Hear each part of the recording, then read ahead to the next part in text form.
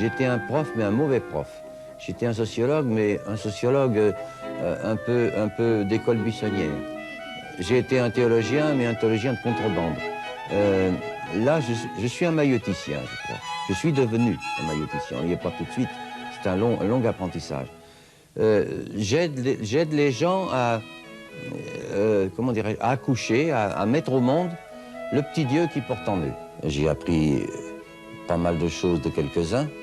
C'est l'homme qui a appris un certain nombre de maîtres, dont je célèbre la mémoire. Peut-être on aura l'occasion d'en parler. Puis j'ai appris beaucoup de choses à beaucoup d'autres. J'ai enseigné d'une manière formelle, d'une manière informelle. Ça a été une grande partie de ma vie, toutes ces études. Et puis j'ai été un homme d'action, à la fois d'action éditoriale et d'action entrepreneuriale. Éditoriale puisque je suis en train de faire les bilans en ce moment pour les récapitulatifs de ma dernière décennie. Je me trouve à la tête d'une quarantaine d'ouvrages personnels, autant d'ouvrages collectifs, et j'espère autant d'ouvrages à écrire encore avant de faire le tournant du siècle, puisque si j'ai atteint mon espérance de vie, j'espère que j'aurai un sursis. Et puis une action entrepreneuriale, parce que dans ma vie, j'ai toujours créé beaucoup de choses. Des revues, une dizaine, des collections, une dizaine aussi, des entreprises, des bureaux d'études, des collèges, des réseaux, des universités.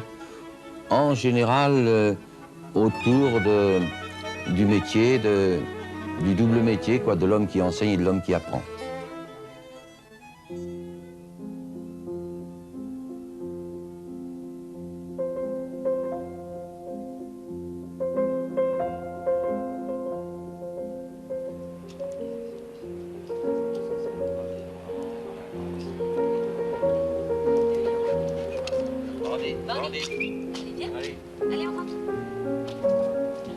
Si je ne me trompe pas, vous êtes né l'année de la Grande Guerre.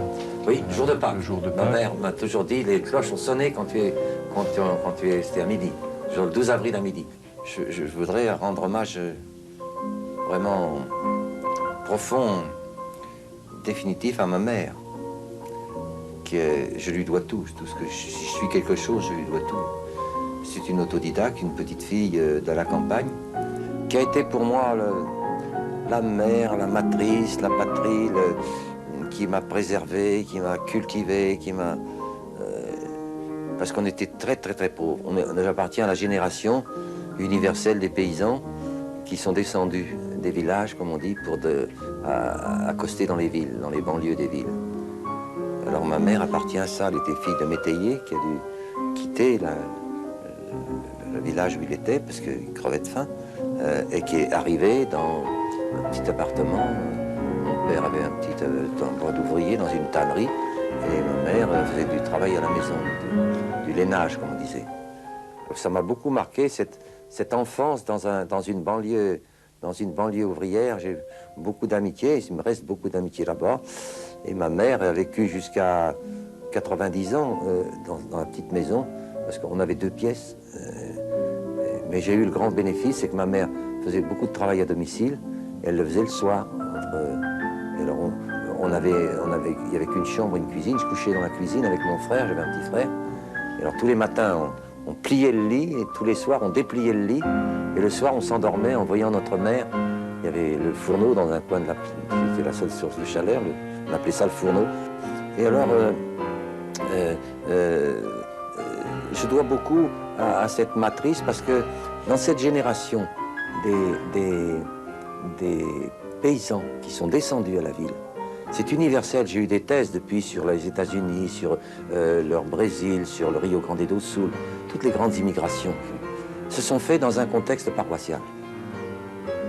C'est les paroisses. Au Québec, c'est la même chose, les paroisses. Tout l'Est du Québec s'est mis en marche vers le Far West québécois, le Manitoba. Il y a des paroisses, et j'ai dirigé des tas de thèses là-dessus. Les curés en tête, si vous voulez. Et moi, j'ai bénéficié, ma première communauté, ça a été la communauté paroissiale. C'est là que j'ai vu mon premier film, c'est là que j'ai entendu le premier disque. Il y avait la crèche, il y avait l'école paroissiale. D'ailleurs, j'ai une photo encore d'une classe laquelle mon frère appartenait. C'était une communauté à fonction multiple, comme on dit maintenant. L'Église a joué à mon endroit et à mon bénéfice le rôle qu'elle a toujours joué de promotion des plébéiens, quoi. Ma vie culturelle a commencé plutôt tard. J'étais dans un moule, j'ai beaucoup d'amitié là, mais il m'en reste le latin, pour lequel j'ai un faible, tout le temps je me mets à parler latin, parce que par la suite, pendant une partie de ma vie, j'ai parlé latin.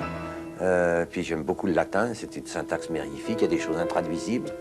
Par exemple, la dernière en date, je vous parlais de Urbino tout à l'heure, je fais visiter la maison natale de Raphaël, et il y a un épigraphe gravé sur la pierre de la maison, Nunquam moriturus. C'est intraduisible. C'est un participe futur qui n'existe pas en français. Ça veut dire à jamais survivant. Celui qui jamais ne devra ou ne pourra mourir. On n'a pas ça, comme on n'a pas le girondif. Il y a un tas de figures de textes. C'est pour ça que l'écriture m'intéresse beaucoup aussi. J'étais, comme j'ai dit, élevé dans une communauté paroissiale, mais une communauté paroissiale dont les leaders avaient été persécutés. Les petits abbés à qui je dois beaucoup, qui ont été mes images modèles de la vie, avaient été vidés, on les trouvait intempérants. Ça m'avait beaucoup marqué. J'étais déjà anticlérical.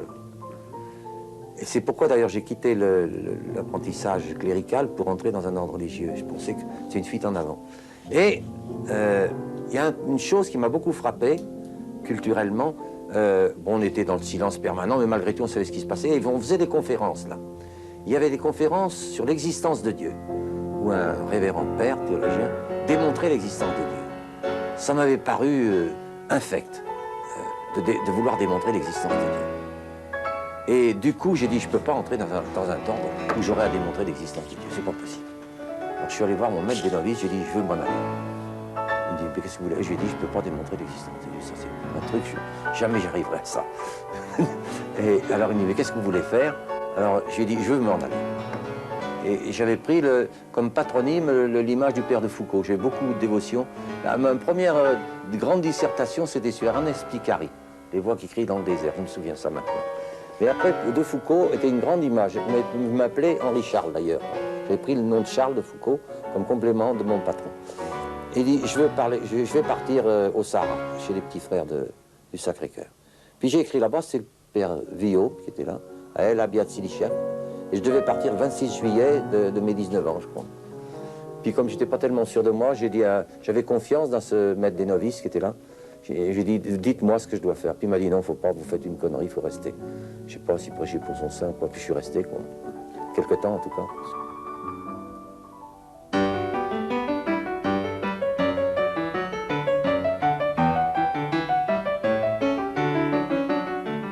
Alors j'avais fait ça, première destination, faire de l'exégèse, aller à Jérusalem, ça aurait pu. Deuxième destination, faire de l'histoire de la philosophie. Cette théologie, je sentais un peu le fagot quand même, j'avais des résistances. Et puis là-dessus est intervenue une troisième orientation, c'est le père Lebray qui a dit, c'est magnifique, vous avez entendu parler du père Lebray, le fondateur d'économie humaniste. Il avait entendu parler de moi, puis il était passé là où j'enseignais. On avait parlé, et pour lui, il avait romancé. Il dit, c'est formidable, cet ancien fils du peuple, cet ancien enfant populaire, quoi, qui est devenu un brillant professeur. Puis il estimait que je perdais mon temps à enseigner l'histoire de la philosophie. Il m'avait dit, pourquoi vous ne viendriez pas travailler avec moi? Alors moi, ça me tentait beaucoup. Parce que c'était autre chose, quoi. C'était ce que j'avais désiré un peu toute ma vie quand je refusais de démontrer l'existence de Dieu. Parce que le père Lebray était au corps à corps, quoi, avec l'action économique, sociale. Il recrutait, il cherchait des aides. On était quand même une bonne équipe de 4 ou 5 et des types très très volontaires. Mais enfin, c'était en pleine guerre. Hein. C'était le début, c'était 42, je pense que je l'ai rejoint, 41, 42, quelque chose comme ça. Il était un peu technocratique, si vous voulez. il croyait au savoir, un peu comme Condorcet ou comme Saint-Simon. C'était un Saint-Simon, le père Lebray. Vraiment, c'est Saint-Simon. Je lui ai dit un jour. Plus tard, on s'est rencontrés dans un restaurant à Dakar. Je lui ai dit, vous êtes le nouveau christianisme de Saint-Simon. Vous faites le nouveau christianisme de Saint-Simon.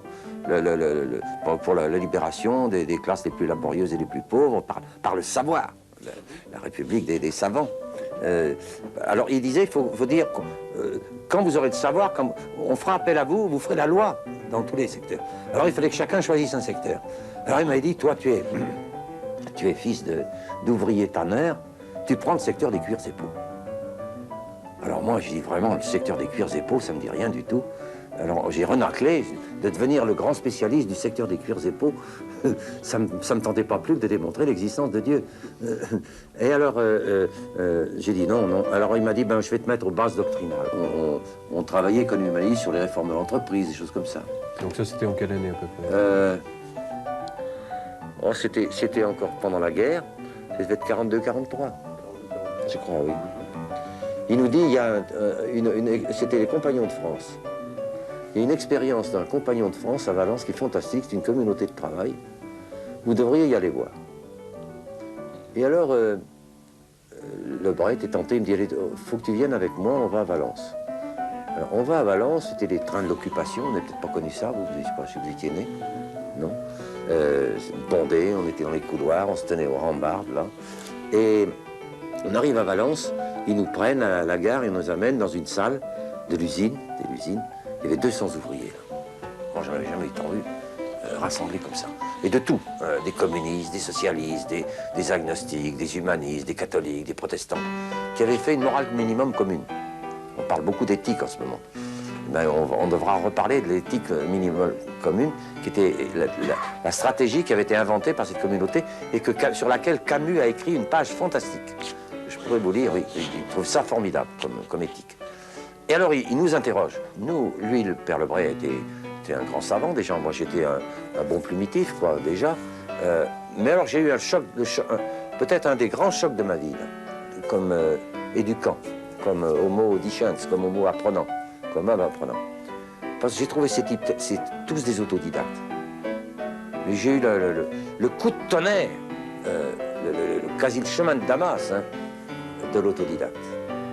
Parce que j'ai trouvé tellement percutant, pertinent, éloquent, transparent, persuasif, convaincant. Ils nous ont passé à la moulinette, on a commencé à 7 h du soir, à 2 h du matin, on y était encore. Et alors vous êtes resté? Pas tout à fait, mais ça a été un ébranlement. Et dans le chemin du retour, on était toujours dans le couloir avec nos rambardes, là. Lebray m'a dit, ça il ne l'a pas écrit, il dit, tu vois Henri, il m'a dit, c'est ça qu'on aurait dû faire. On aurait dû faire un ordre religieux qui correspondrait à ça. Culturellement, pour moi, comme éducateur, puis c'est ça qui... C'était la première expérience spectaculaire, quoi, perforante de la culture sur le lieu et sur le temps de travail. L'université à l'usine. Tous les soirs à 4 h, drlin, drlin, drlin, drlin, toutes les machines s'arrêtent. Les tours, les fraiseuses, tout le monde va se laver. Et l'université vespérale s'ouvre, de 4 à 7 heures. Et elle traite de quoi? De tout, ad libitum, au choix. Depuis les cours d'anglais, les cours de culture religieuse, les cours de jardinage, les cours de perfectionnement technique. Quand j'ai raconté ça à plusieurs reprises, j'ai dit, il m'est arrivé ce qui est arrivé à Friedrich Engels. Quand il avait à peu près cet âge-là, 25 ans, Friedrich Engels, son père l'avait mis en Angleterre dans une de ses usines, il venait de Barmen, et lui, il n'a rien de plus pressé, il était déjà lié avec Marx, d'aller voir à Londres les vieux ouvriers allemands exilés de la Ligue des Justes. Vous vous souvenez de la Ligue des Justes, qui est la Ligue immédiatement antérieure à la Ligue des communistes de 1847-48. Et il dit, Friedrich Engels, je rencontrais des hommes, moi qui n'étais pas encore un homme.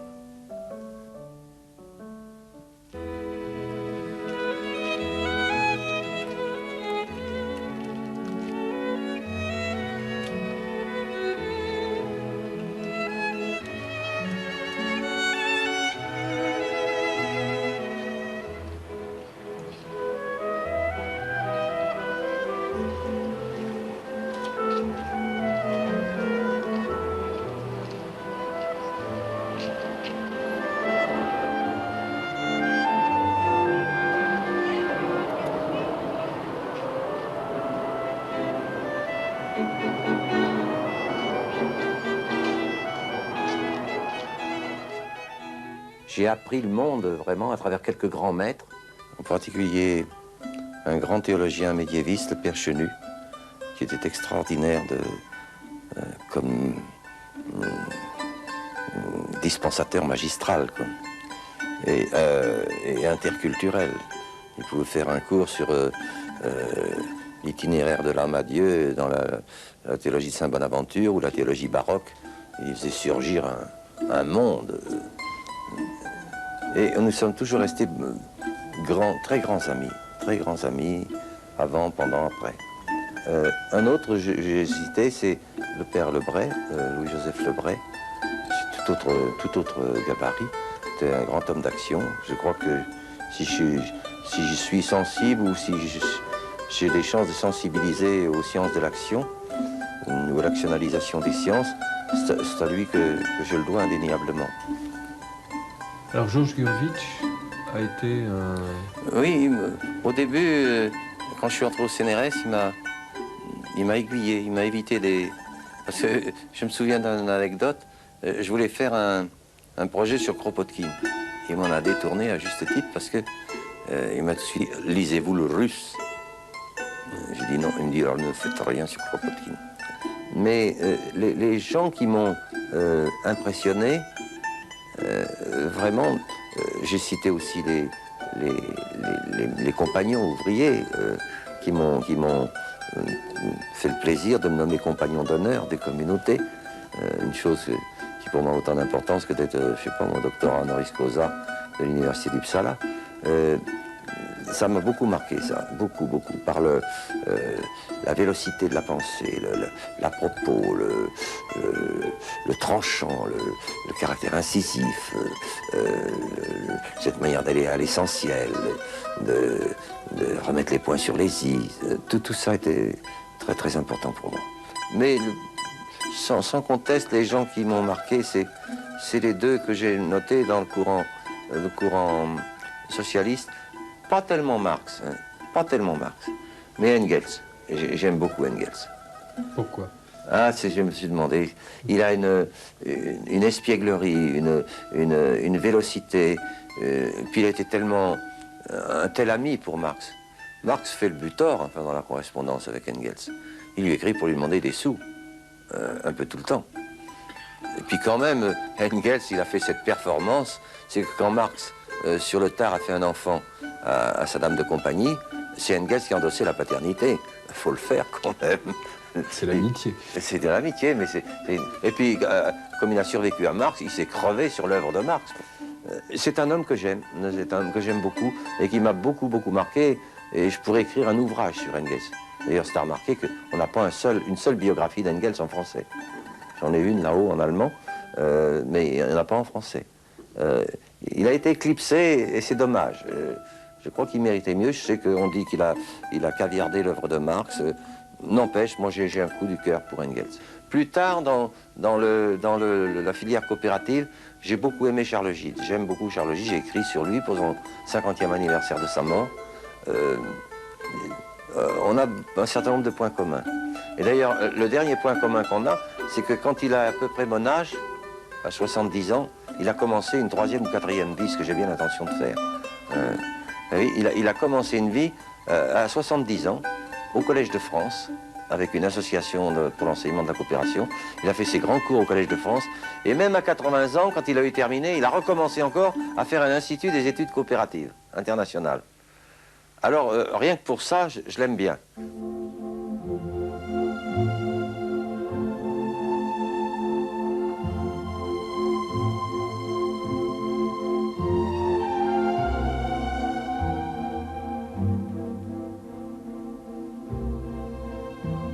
Moi, j'ai eu l'impression d'avoir inventé quelque chose. Et post-factum, je me suis aperçu que d'autres y avaient déjà pensé. Quand tu verras les documents de l'UNESCO, ils sont caractéristiques. Les documents de l'OCDE sur l'éducation récurrente sont caractéristiques. Mais je pense quand même qu'avec quelques amis, on a mis au point une approche de l'éducation des adultes spécifique. Alors, comment la définir? Comme disait Aristote, c'est en considérant les choses dans leur jeunesse qu'on en acquiert une meilleure intelligence. Comment c'est venu? Je pense que c'est venu de ma pratique hautes études. Et à l'école des hautes études, c'était fondé il y a 100 ans, C'était vraiment déjà un établissement supérieur alternatif. Il ne préparait pas de diplôme, sinon un diplôme propre. Il ne faisait pas de licence, de doctorat, il y avait pas de... C'était une scolarisation très légère. C'était basé déjà sur un contrat de projet. Pour être élu comme professeur, comme pour être choisi comme étudiant. Moi, quand j'étais candidat à l'école des études, il y avait 52 candidats. On était 2 à être élus, c'était Jean Mentillon et moi. Et les 50 autres avaient beaucoup plus de titres universitaires que nous deux. On était des autodidactes à notre manière. Elle au camp de concentration, moi avec mes communautés de travail ou autres. Et c'était un bénéfice. Moi, je n'avais pas ma licence, et elle non plus. C'est intéressant, c'est unique au monde, je crois. Dans l'enseignement supérieur, on y accède au vu de ses œuvres, pas au vu de ses diplômes, de ses grades. Et les étudiants, la même chose, aucune condition d'entrée. Donc il y avait là l'idée déjà d'un contrat de projet. Mais c'est à partir de là que et parallèlement, j'ai vu que ça se faisait ailleurs, et parallèlement, on a monté un petit système, oui, une stratégie éducative qui combinait toutes ces approches. En particulier, on a développé les histoires de vie comme base. À partir de l'histoire de vie, j'ai inventé un instrument bioscopique là, pour radiographier la vie d'un type. Depuis son enfance, sa naissance, sa famille, ça va vite, en 3 heures on fait une bioscopie. Et il en sort généralement un projet. Mais il faut être très très très concentré. Enfin, on n'a pas besoin de s'étendre sur un divan, ça se fait, c'est un schéma très simple, peut-être que c'est pas la peine de l'expliquer maintenant, mais j'en fais constamment, presque tous les soirs j'en fais une. À partir de l'histoire de vie, c'est-à-dire les études formelles, informelles, et informelles aussi importantes que les études formelles, et les activités professionnelles, certes, celles qu'on inscrit dans tout curriculum quand on cherche un boulot, mais aussi les activités sociales, y compris les hobbies. Qu'est-ce qui se passe? On met ça sur un chronogramme et on voit des blocs sur les 4 colonnes là. Et puis on voit des zones de densité. Ce qu'un colloque africaniste appelait les personnes dans la personne. Les Africains ont une conception de la multipersonnalité dans chaque personnalité. C'est Ampateba qui racontait, c'est le vieux sage africain, quand il raconte à ce colloque, quand ma mère voulait me rencontrer, elle demandait à ma sœur, elle dit, va voir Ampateba et dis-moi quel est l'Ampateba qui habite Ampateba aujourd'hui. Les personnes dans la personne. Et alors on voit très bien dans la bioscopie, il y a des zones de densité. Il y a plusieurs personnes dans la personne. Puis on voit des lignes de vie, des raccords, des rejets, des possibilités. On voit toutes des zones de possibles, de désirables, au contraire d'allergie, d'empathie, de synergie. Et à partir de là, on peut faire un projet, c'est-à-dire ce qu'on appelle une valorisation des acquis, un réinvestissement des acquis. Mettre de son côté toutes les cartes possibles. Tu as voyagé, bon, c'est important. Tu parles telle langue, c'est important, c'est un avantage. Quels sont tes atouts? L'hypothèse que j'ai développée dès le premier apprentissage 1, qui a bien voulu préfacer Roland Barthes, c'est que c'est comme aux Jeux Olympiques. Chacun d'entre nous est capable de devenir champion, mais pas dans n'importe quelle performance. Alors il faut choisir la performance dans laquelle on a la chance, on a la possibilité, on a l'espérance d'avoir une médaille, quoi, de bronze, d'argent ou d'or, si possible. Mais je suis persuadé que pour beaucoup de gens, pour beaucoup d'adultes qui ont été enrayés dans leurs études, ou qui ont été allergiques aux études, ou qui n'ont pas fait d'études, jusqu'à y compris j'ai fait des autobiographies d'analphabètes dans les Andes mexicaines. Mais c'est des types qui avaient de la créativité. Il y a des germes de créativité qui généralement sont refoulés.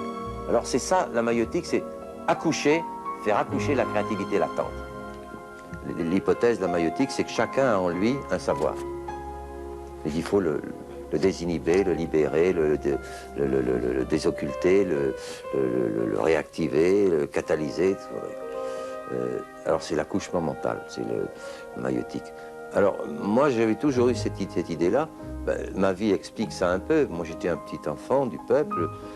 J'avais en moi certainement un potentiel au moins d'appétit de savoir, hein, mais qui aurait pu être mort, hein, qui aurait pu être mort-né ou enrayé ou paralysé si j'avais pas eu ma vie, m'avait pas donné les moyens. Alors c'est là que je me suis orienté vers les histoires de vie comme un instrument un peu plus comment dirais-je, un peu pas sophistiqué, mais un peu plus raisonné, d'accouchement mental. Mon idée, c'est que si l'histoire de vie est bien faite, elle va être génératrice du projet, et si le projet est bien fait, il va être régénérateur de l'histoire de vie. Et ça, je l'ai testé dans des centaines de cas. C'est l'acteur de l'expérience qui construit sa conception, son ordonnancement, ses préférences, ses prédilections, son orientation de recherche. Il faut respecter sa créativité propre. Mais une fois ça fait, il ne faut pas qu'il croie qu'il suffit qu'il se raconte pour faire un travail scientifique. Il faut qu'il se réfère à la banque de données, au quid. Alors ça, c'est où il le trouve auprès d'une personne ressource, compétente, auprès d'un ordinateur, auprès d'une banque de données, auprès d'une recherche en bibliothèque. Mais il faut que, quel que soit le projet retenu, on peut être sûr qu'il y a une centaine de bouquins, de rapports, d'expertises qui recoupent le sujet. 22, c'était 88, plus de premiers... On reçoit énormément de visites, beaucoup de correspondances. J'aurais pu en descendre un panier comme ça. Des gens qui, parce que je suis un vieux prof, parce que j'ai l'expérience que j'ai eue, parce que j'ai vécu, parce que j'ai agi, parce que j'ai publié, ils ne cessent de venir d'horizons les plus divers pour pratiquer des consultations en profondeur.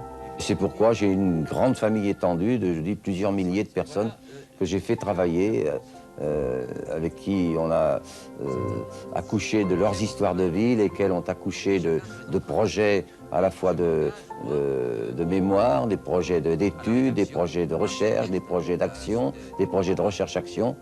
Mon thème maintenant, c'est d'essayer de tracer rapidement 35 ans d'évolution de la condition de la femme, de 48 à 83, qui correspond à mes 35 années d'activité, et de retrouver les interférences entre ce que je peux percevoir de l'évolution de la condition de la femme, de l'évolution du mouvement d'éducation permanente dans lequel j'ai travaillé et de ma propre pratique.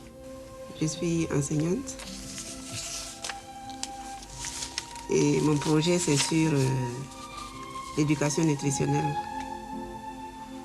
Surtout sur la nutrition des enfants, parce qu'on a constaté que c'est le Burkina Faso qui a le taux de mortalité infantile le plus élevé, 146 pour 1000. J'avais un projet qui me tenait à cœur depuis des années, c'était de créer ce que j'appelle un institut d'art ludique et burlesque. Ce que j'aimerais travailler dans la recherche, ce serait les acquis qui sont impalpables, insondables, acquis par la famille, le voisinage, la vie, enfin, mais qui ne se repèrent pas facilement. Et je voulais faire voir que l'importance ou bien la place de l'Église au sein du développement au Zaïre, en commençant par l'historique, en passant par la colonisation, et puis l'arrivée des prophètes Simon Kimbangu, et la clandestinité. Quand je parle de la clandestinité, donc l'arrestation du prophète Simon Kimbangu qui a fait 30 ans de prison. Alors voilà, un truc est en route qui va durer des années. Oui, parce qu'il y a aussi...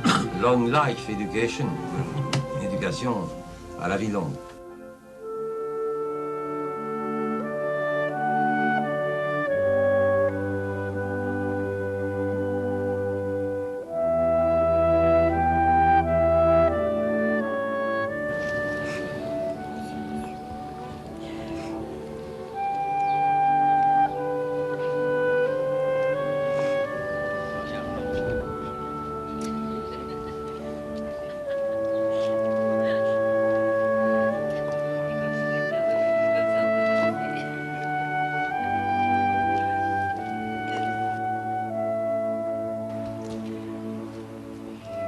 CNRS, ça m'intéressait, bien sûr, j'avais tout mon temps pour faire des recherches, mais j'avais pas de contact d'enseignement.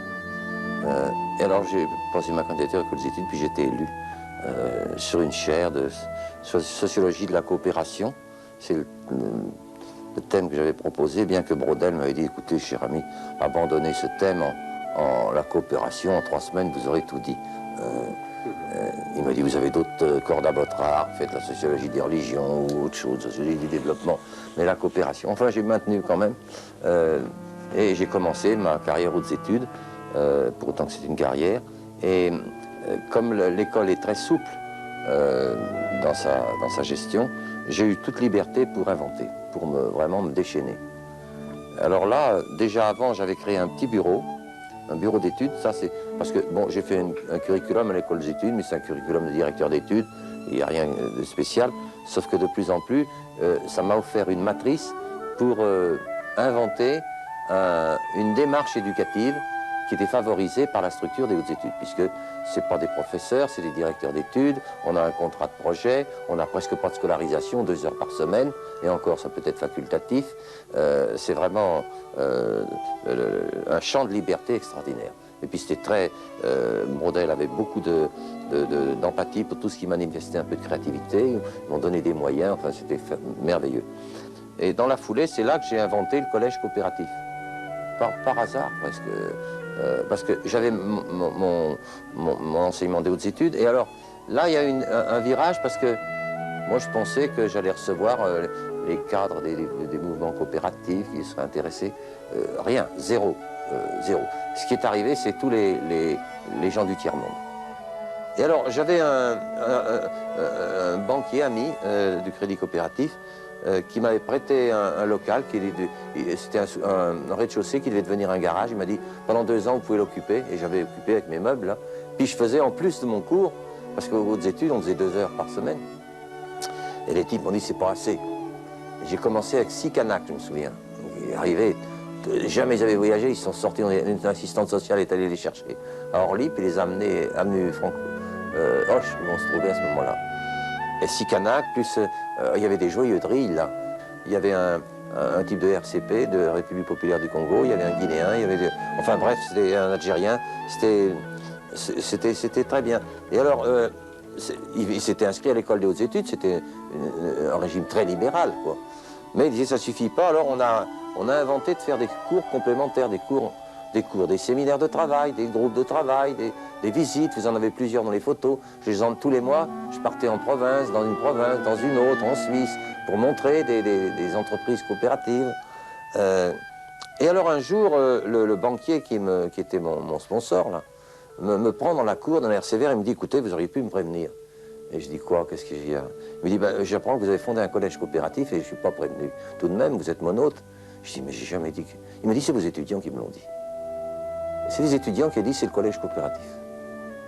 C'est pas moi, j'ai pas inventé, c'est eux qui l'ont dit. J'avais visité le collège coopératif, il y a un coopérative collège à Loughborough, il y a un Suédois à Vargard, je les ai visités ou je les visiterai plus tard, mais j'avais pas eu cette idée-là. On a fait un collège à Paris, puis ça servait de prototype. Quand ça a grandi, je l'ai agrandi à l'échelon hexagonal. J'ai été dans 12 universités françaises. J'ai vu les présidents, j'ai vu les doyens, j'ai vu les collègues, j'ai fait des réunions avec le conseil scientifique pour les persuader de créer à côté, en plus, au-dessus, au-dessous, à bâbord, à tribord de leur service de formation continue, un cycle spécial d'enseignement supérieur pour les adultes.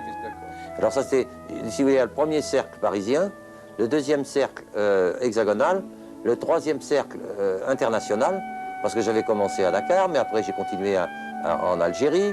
C'était une grande réussite au début, puis après ça a été un bide. J'ai continué en Tunisie, j'ai loupé. Au Maroc, ça a failli être une apothéose, c'est de nouveau dérapé. Au Pernambouc, ça a loupé. Ailleurs, ça a marché. À Dakar, ça marche très bien. Ça a marché très bien. Et puis il y a d'autres antennes. En Afrique, il y en a une dizaine.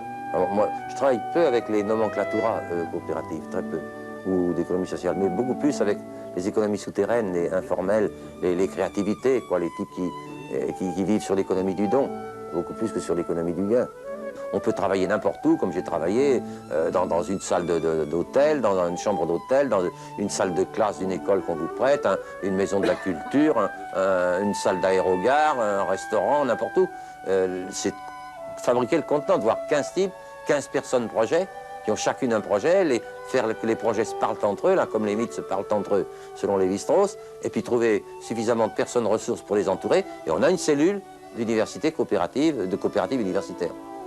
Pendant 10 ans, on a réalisé ce système universitaire coopérative international hors les murs, vraiment hors les murs, avec un minimum de moyens, mais c'est quand même,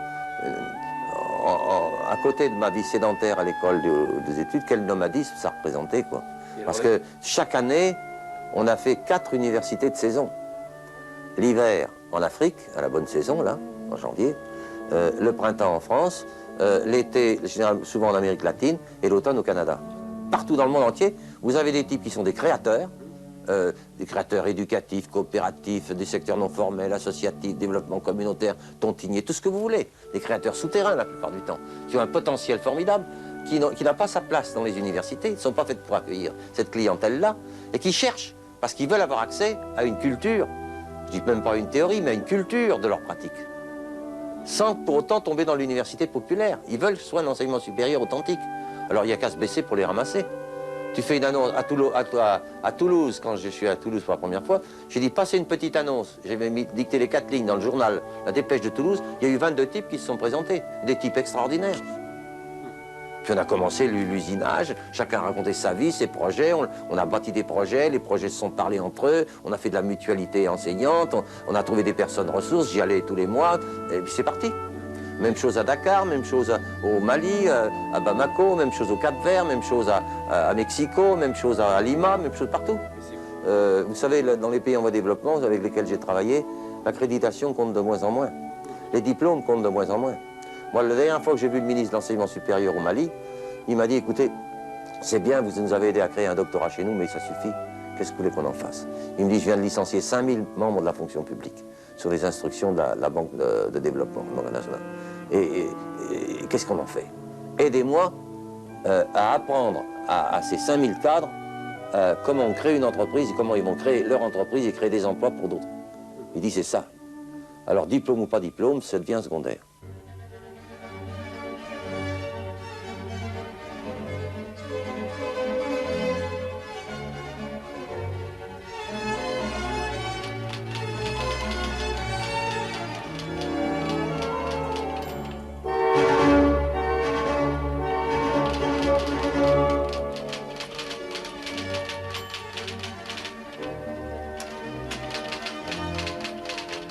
Alors l'UCI, c'était ma grande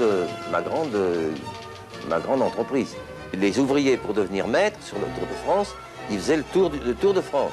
Et dans chaque ville importante, il y avait une maison des compagnons qui était tenue par la mère, et ça s'appelait une Cayenne. Et le compagnon, ou l'apprenti plutôt, qui arrivait dans la Cayenne, il trouvait le vivre, il trouvait le couvert, il trouvait les cours du soir, il trouvait du boulot. Le boulot, il allait travailler dans la journée, il gagnait sa croûte, il payait sa pension, et le soir, il y avait un maître compagnon qui lui apprenait son métier. On n'apprenait pas la même chose à Toulouse qu'à Bordeaux, à Nantes, qu'à Orléans. Il y avait des tours de main. Le type qui devenait compagnon de bâtisseur de clochers, bon, il y avait des maîtres compagnons qui étaient spécialisés dans la fabrication des escaliers, on apprenait des choses chez tel type et pas. Et moi, j'avais vécu ça. J'ai dit, la coopération, je l'ai appris dans les livres, bien sûr, ceux que j'ai lus ou ceux que j'ai écrits, mais je l'ai appris sur le terrain. C'est-à-dire, quand j'allais en Pologne, j'apprenais des choses que je n'apprenais pas au Québec. Au Québec, j'apprends des choses que je n'apprends pas en Suède. En Suède, j'apprends des choses que je n'apprends pas au Sénégal, etc. Au Mexique, j'ai appris des choses que je ne trouve pas en Côte d'Ivoire.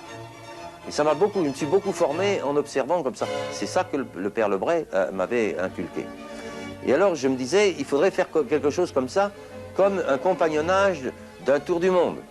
C'était mûr, j'avais déjà crapahuté, j'avais des essaimages partout, des petites cellules initiales, des pionniers, des gens dévoués, des compagnons.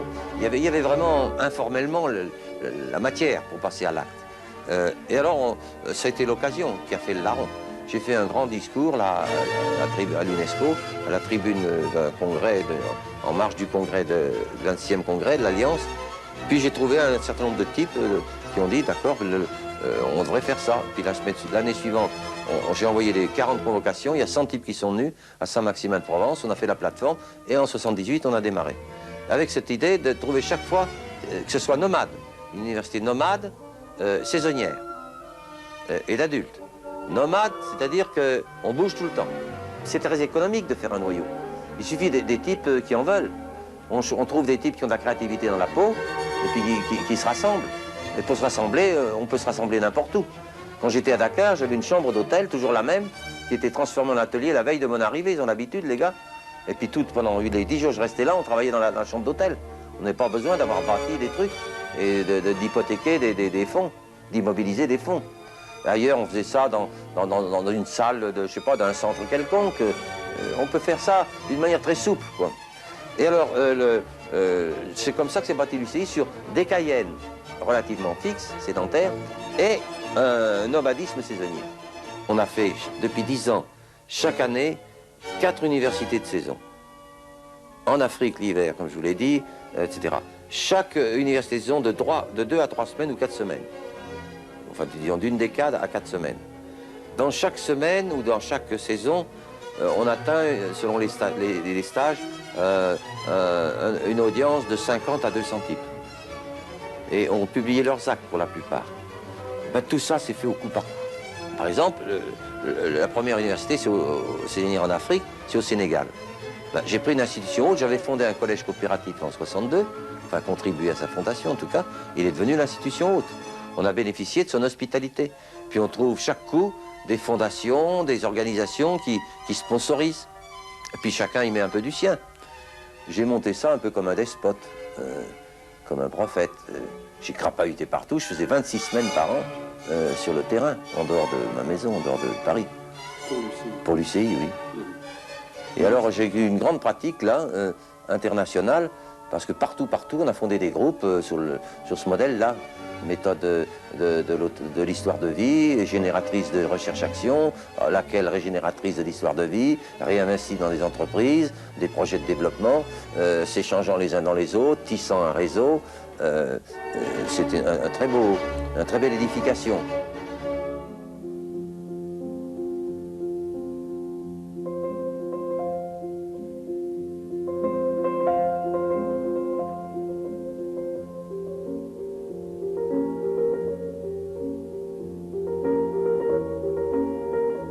Mon loisir, c'est le travail. J'ai une telle jouissance.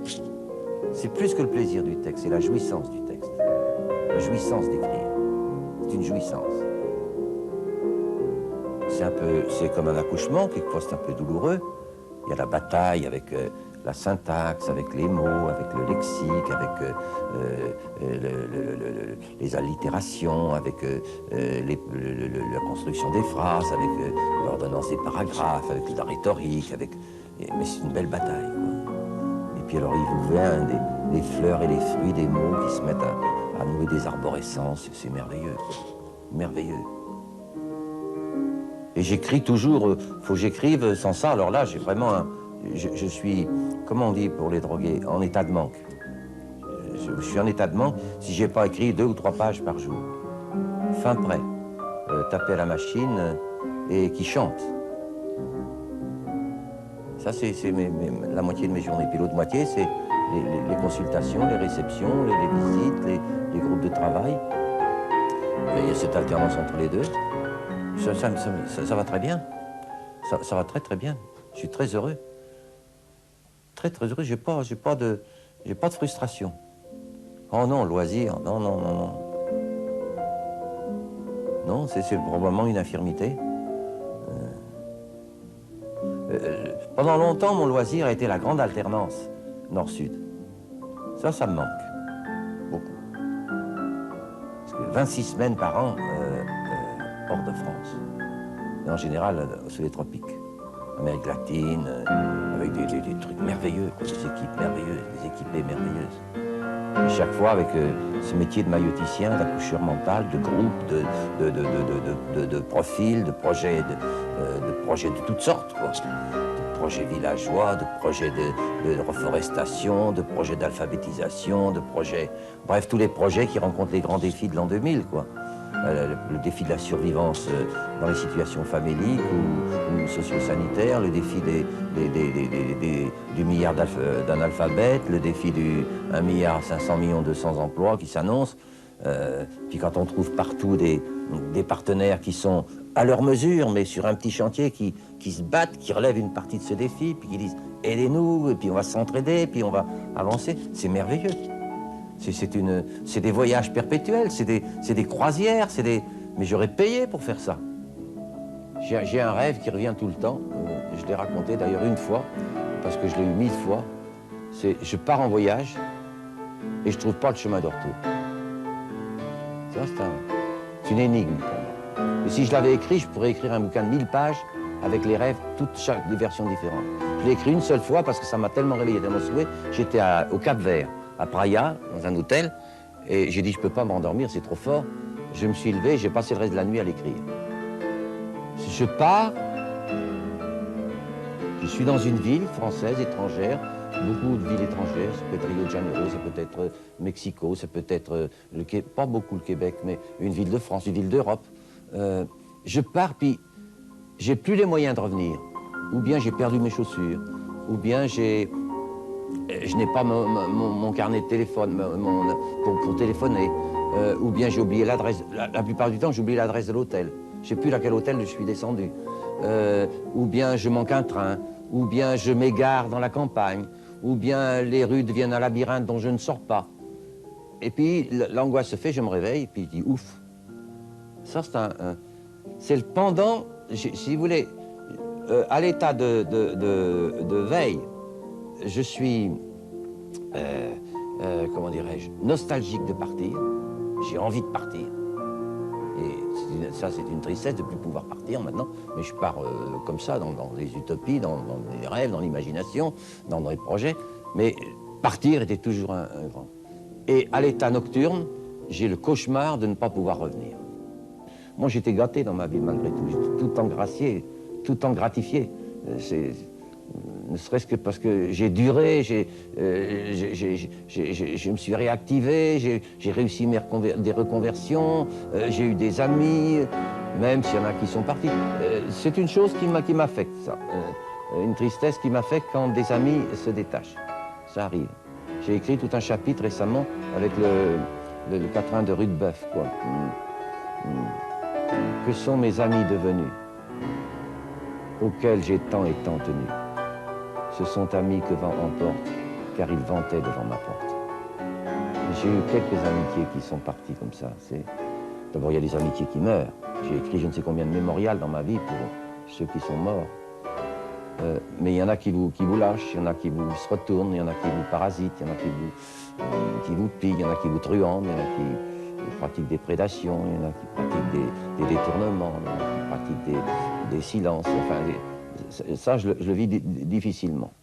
Mais inversement, alors, je m'exalte et j'exulte quand l'amitié revient, quand les amitiés reviennent.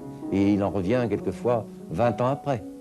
Des choses extraordinaires. J'ai reçu l'autre jour un coup de téléphone du Brésil, un ami d'il y a 20 ans, c'était comme si on s'était jamais quitté. C'est merveilleux, merveilleux. C'est un viatique. Alors les amis, les amitiés perdues, c'est une grande tristesse. Ça peut me décourager, ça. J'ai failli être découragé, j'ai eu plusieurs passages à vide, là, récemment, quand il a fallu que je quitte tout ce que j'avais bâti. D'autant plus que des camarades que j'avais pressentis, que j'avais formés, que j'avais façonnés pour prendre la suite, il y en a qui sont morts. Alors j'ai passé des moments durs. J'ai dit, j'ai senti le mauvais vent. Le mauvais vent, vraiment, le vent de Rudebeuf, là. Il ventait devant ma porte, trop fort. Puis c'est reparti. Mais l'un dans l'autre, vous voyez, les primes verts qui sortent, l'angoisse était plus forte pendant l'hiver, ou bien quand les vents soufflent comme cette nuit. Mais c'est merveilleux, il y a les printemps qui arrivent, vous voyez cette gloire des forticias, le magnolia qui pète de bourgeons, les primes verts qui ont tenu le coup pendant tout l'hiver, puis qui ressortent. Ben, je me dis, c'est gagné. Mais je suis un protestataire, un non-conformiste, un braconnier, un contrebandier, un amateur d'école buissonnière, un amateur d'ailleurs. Je suis un homme d'espérance. J'ai écrit d'ailleurs, le bouquin que j'ai le mieux vendu, c'est Sociologie de l'espérance. Il a été traduit en plusieurs langues, Sociologie de l'espérance. C'est peut-être un signe. Effectivement, dans mon œuvre, il y a beaucoup de choses qui visent l'espérance, y compris celle des désespérés, quoi. Je suis un passeur de frontières. Ma carte d'identité, c'est ça. Passeur de frontières. Peut-être que je serai commémoré ou remémoré comme un bonhomme qui a eu un certain côté fascinant, puis peut-être comme un bonhomme au côté un peu terrifiant, un peu redoutable ou insaisissable. Mais je suis un passeur de frontières, c'est ça le mot qui me plaît le plus, en attendant que je passe la dernière frontière, le plus tard possible. après l'an 2000, si c'est possible.